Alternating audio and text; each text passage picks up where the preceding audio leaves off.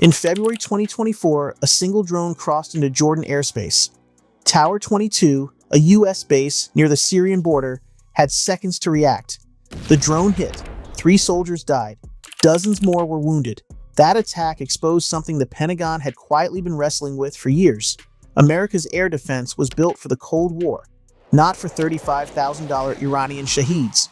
We had billion-dollar Patriot batteries designed to stop ballistic missiles, but nothing affordable enough to waste on a quadcopter carrying 10 pounds of explosives.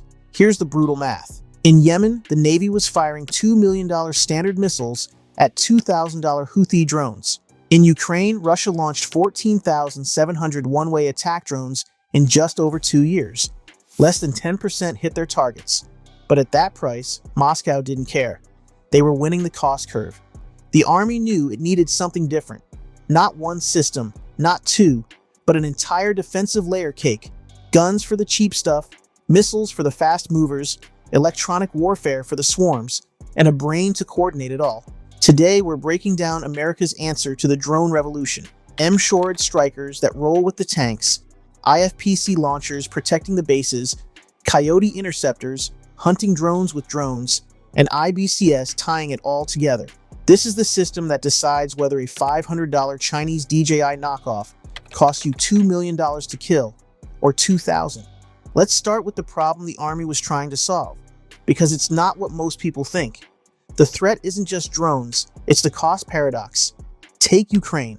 Russian Shahed drones cost roughly $35,000 each. Ukraine's shooting them down with everything from shoulder-fired Stingers at $120,000 per shot to Patriot interceptors at $4 million apiece. Do the math. Russia launches 10 Shaheds. Ukraine spends anywhere from $1.2 million to $40 million, defending against $350,000 worth of attack drones.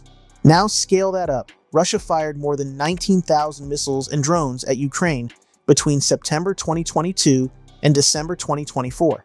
Even with a 90% interception rate, which is generous, that's an economic death spiral for the defender. The Pentagon watched this unfold and asked 3 questions. First, how do you create a layered defense where the cheapest effective weapon kills the cheapest threat? Second, how do you handle not just one drone, but swarms, dozens at once coordinating their attack? Third, how do you make it mobile enough to protect maneuvering ground forces, not just static bases? The answer couldn't be a single wonder weapon. It had to be a system of systems. Think of it like airport security. You don't just have one checkpoint. You have ID verification, metal detectors, X-ray machines, random searches, air marshals. Each layer catches what the previous layer missed. For counter-drone warfare, that means starting with the outer ring. Long-range sensors detecting threats 10 kilometers out. Then mid-range interceptors for cruise missiles and fast movers. Close-in gun systems for cheap quadcopters. Electronic warfare to jam swarms before they even arrive. And a command system smart enough to pick the right tool for each threat in real time. But here's what they didn't tell you. Building this system meant admitting that some of America's most expensive air defense platforms, Patriot batteries designed to stop ballistic missiles, were economic losers against $2,000 drones. It meant accepting that sometimes the right answer wasn't a guided missile. Sometimes it was just a 30mm cannon spitting out cheap rounds. And it meant creating 3 separate but interlocking programs. M-SHORAD for maneuver forces, IFPC for fixed sites, and a new generation of kinetic interceptors, all networked together through a command system that hadn't even finished testing yet. To understand why the Army built it this way, you need to know what came before and why it failed. For decades, America's short-range air defense was the Stinger missile. Introduced in 1981, the FIM-92 Stinger was perfect for its time. Man-portable, effective against helicopters and low-flying aircraft with a range of about 8 kilometers. During the Soviet-Afghan War, Stingers changed the game, forcing Soviet pilots to fly higher and lose effectiveness. But after the Cold War, the threat changed, and America didn't. The Army let its short-range air defense atrophy. Why? Because we owned the skies. Nobody was shooting at ground troops with helicopters. Nobody was using cheap drones because cheap drones didn't exist yet. So the Stinger remained in service while research money flowed to missile defense. Patriots, THAAD, systems designed to stop ICBMs, not quadcopters. Then came ISIS. Starting around 2014, ISIS fighters began weaponizing commercial DJI drones, dropping grenades and improvised explosives on Iraqi and Kurdish positions. The drones cost a few $100s. The damage, both physical and psychological, was disproportionate. The Pentagon scrambled. They tried jamming systems. They tried nets shot from rifles. They tried eagles trained to intercept drones. Yes, really, nothing scaled. Meanwhile, the threat was evolving. By 2017, Russian-backed forces in Ukraine were using drones for artillery spotting, reconnaissance, and targeted strikes. Iran developed the Shahed 136, a 2,000-kilometer range loitering munition that could be mass-produced. China's drone industry exploded, churning out cheap, capable platforms that anyone could buy online. The Army realized three things. First, you can't defend against thousands of drones with systems designed for dozens of missiles. Second, expensive interceptors create an unsustainable cost imbalance. The attacker always wins the economic war. Third, static defenses aren't enough. You need mobile systems that can move with forward troops. So in 2017, the Army launched what would become 3 interconnected programs. M-SHORAD would protect combat units on the move. IFPC would defend critical infrastructure and forward operating bases, and both would rely on a new generation of kinetic effectors, missiles and interceptors optimized for cost effectiveness, not just performance. By 2020, prototypes were rolling off production lines. By 2024, they were being tested under fire in the Middle East. And the lessons learned were already reshaping how America thinks about air defense. Let's break down the layer cake starting from the outside in. Layer 1, M-SHORAD. Sergeant Stout, the Mobile Guardian. In June of 2024, the Army officially named its maneuver short-range air defense system the Sergeant Stout, after Medal of Honor recipient Mitchell Stout.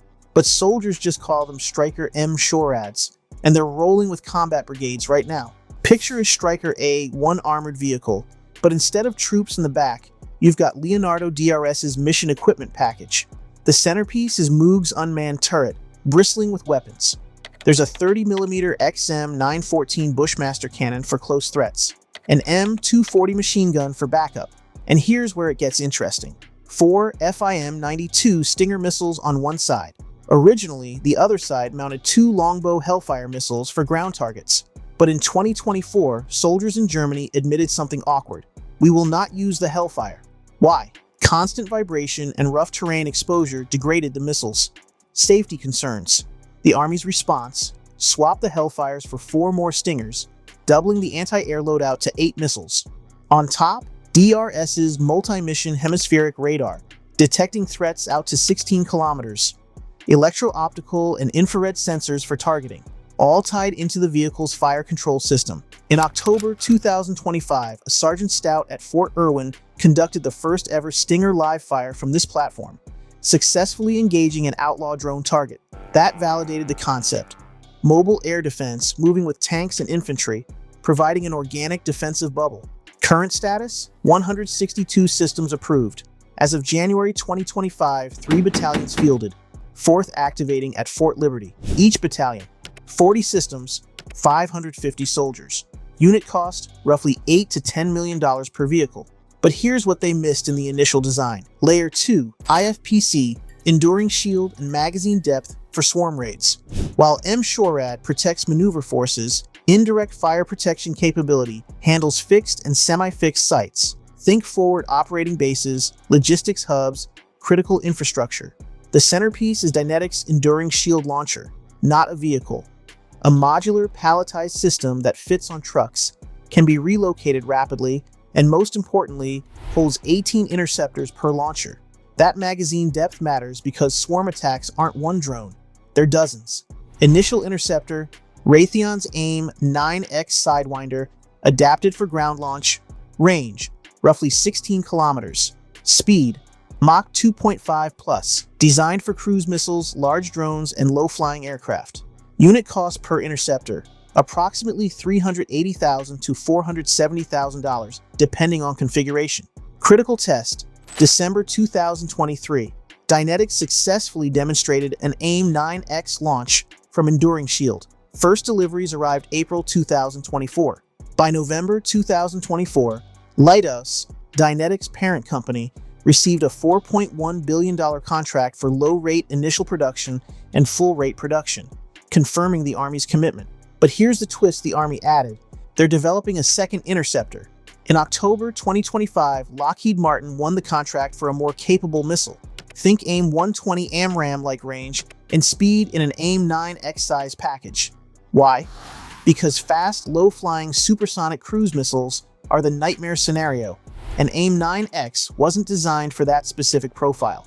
Target timeline, technology demonstrations, fiscal 2026 to 2027, fielding potentially by 2028 to 2029. Magazine count planned, minimum 6,000 kinetic interceptors through 2029. Integration with IBCS and Sentinel-A, 4 radar for 360-degree coverage. Unit cost per launcher system, estimated $15 to $20 million, including radar integration. Wait, it gets better. Layer 3, Coyote, interceptor drones that hunt drones. What if instead of shooting a $380,000 missile at a $35,000 drone, you shot a $125,000 drone at it instead? That's Raytheon's Coyote Block 2C. Think of it as a kamikaze interceptor drone, launched from pneumatic box launchers or rail systems. Jet-powered, reaching speeds up to 595 kilometers per hour. Range 10 plus kilometers. Paired with Raytheon's CuRFS radar, detecting small drones out to 16 kilometers. The Coyote doesn't just crash into targets. It carries a proximity warhead that can engage multiple drones in a single mission or be recovered for reuse in non-kinetic configurations. The system excels against swarms, precisely what traditional missiles struggle with. Army orders, 600 units purchased in January 2024 for $75 million. Follow-on $197 million contract, September 2024. Current plans, minimum 6,000 kinetic interceptors plus 700 non-kinetic versions through 2029. Deployment, integrated into mobile lids and fixed-site lid systems protecting bases in CENTCOM. Combat proven against Iranian drones in Iraq and Syria. But wait, there's one more layer. Layer 4, electronic warfare, the invisible shield. What costs less than any missile? Not shooting at all. Electronic warfare systems jam drone control signals, GPS navigation, or data links. The Army's fielding handheld systems like the Drone Buster Jammer, roughly $15,000 per unit, effective against commercial drones under 2 kilometers. For larger coverage, the terrestrial layer system Manpack, backpack-sized EW systems providing signals intelligence and jamming on the move. Here's the challenge. EW is a cat-and-mouse game.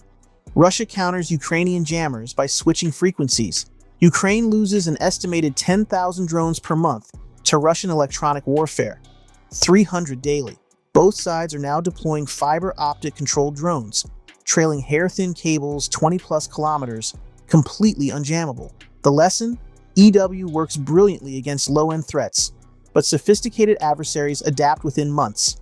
That's why layering matters. Jam what you can, shoot what gets through. The brain, IBCS integration, any sensor, any shooter. None of this works without integrated battle command system tying it together. Northrop Grumman's IBCS is the command and control backbone, connecting sensors and shooters regardless of platform. The genius, sensor fusion. IBCS takes data from Sentinel radars, Patriot systems, M-SHORAD sensors, IFPC radars, even Navy and Air Force feeds, creates one integrated air picture, then assigns the optimal weapon to each threat in real time. Poland just declared full operational capability in December 2025, first U.S. ally to operationalize IBCS. The system successfully engaged and intercepted targets during live-fire tests, validating the architecture. For counter-drone warfare, IBCS means a Coyote interceptor can be cued by an M-SHORAD radar 15 kilometers away. An IFPC launcher can engage a target detected by a Patriot battery. The system picks the cheapest effective option automatically. Here's what this layered approach actually means on the battlefield. Cost curves finally favor the defender, sometimes. Against cheap quadcopters, 30mm cannon rounds cost $30 to $50 each. Even if you fire 50 rounds to guarantee a kill, that's $2,500 versus a $500 drone, but realistic intercept. Electronic warfare might cost pennies per engagement, if it works.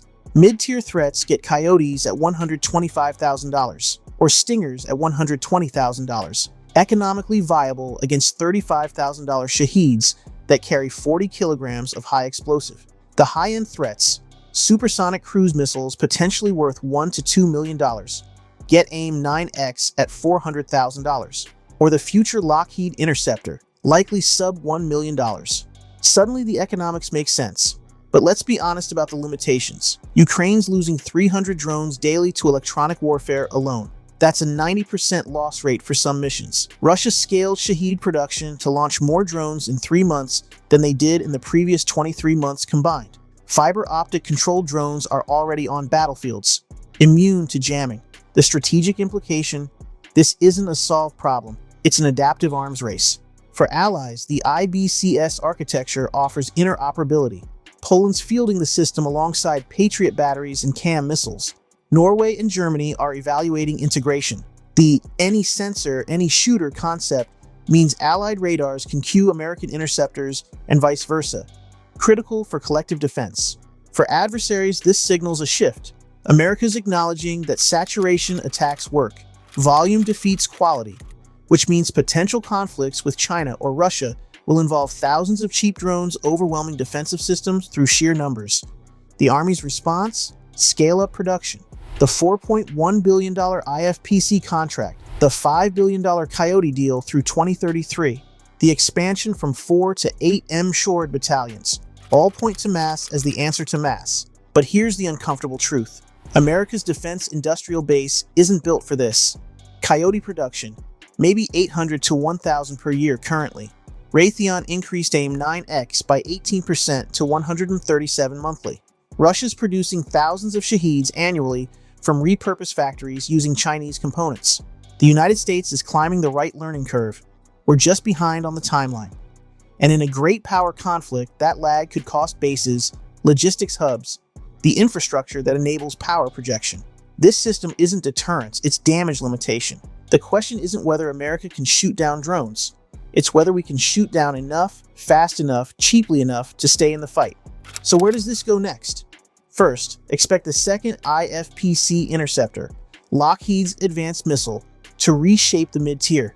If they deliver AIM-120 performance in an AIM-9X package, that gives Enduring Shield both the magazine depth and the reach to handle supersonic threats. First live fires likely 2027, fielding 2028 to 2029. Second, autonomy. The future isn't soldiers manually targeting each drone. It's AI-enabled systems identifying threats, recommending engagement priorities, potentially executing engagements autonomously under human supervision. IBCS is already moving this direction. Machine learning algorithms processing sensor data faster than any human operator. Third, directed energy. The Army's testing 50 kilowatt lasers on Strykers as M-SHORAD Increment 2. Initial soldier feedback from 2024 Middle East deployments?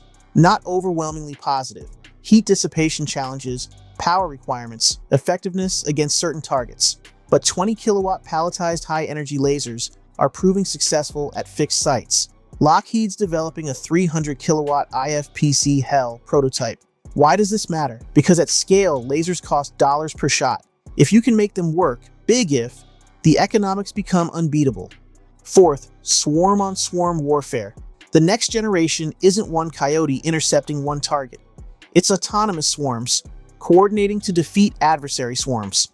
Raytheon's testing neural network navigation, mesh networking, multi-UAV coordination. Think, drone fighter wings hunting drone bomber wings. The unresolved question, production capacity. Can American industry scale fast enough? Right now, the answer is no.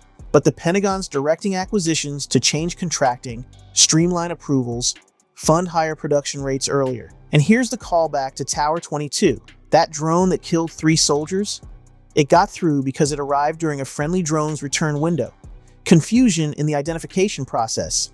IBCS integration and better sensor fusion might have caught it.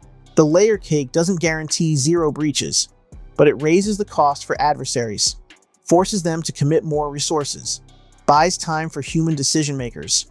Sometimes that's enough. For America's ground forces, this is the new normal.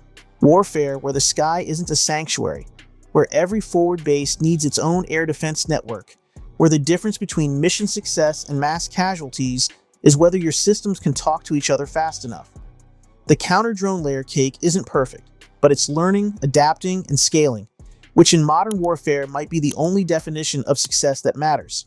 Thanks for watching.